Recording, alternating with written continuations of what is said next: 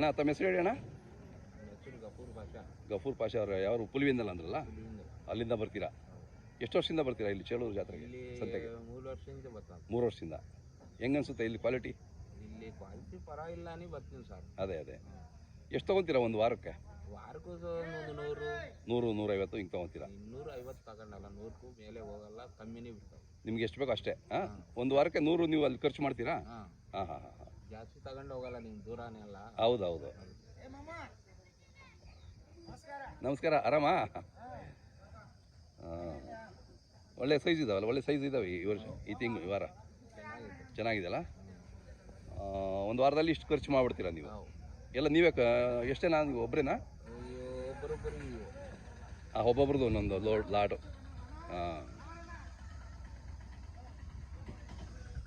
ಒಳ್ಳೆ ಸೈಜ್ ಇದೆ, ಚೆನ್ನಾಗಿದೆ. ಎಷ್ಟು ಪರವಾಗಿಲ್ವಾ ನಿಮಗೆ ಅಲ್ಲಿ? ಯಾಕಂದ್ರೆ ಇಲ್ಲಿಂದ ನೀವು ಟ್ರಾನ್ಸ್ಪೋರ್ಟು ಗಾಡಿ ಖರ್ಚು ಬೇಕು ಎಲ್ಲ ಹೋಗ್ಬಿಟ್ಟು ನಮಗೂ ಏನೋ ಜೀವನಕ್ಕೆ. ಹಾಂ, ಮಿಕ್ಬೋದು. ಹೌದು, ಮಾಡ್ಬೇಕಲ್ಲ.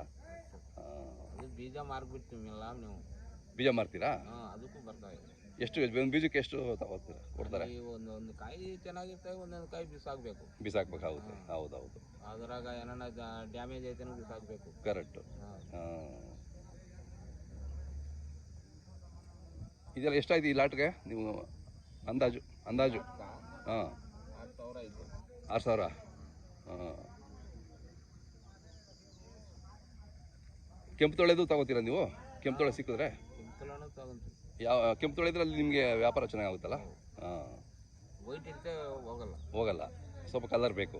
ಹಾಂ.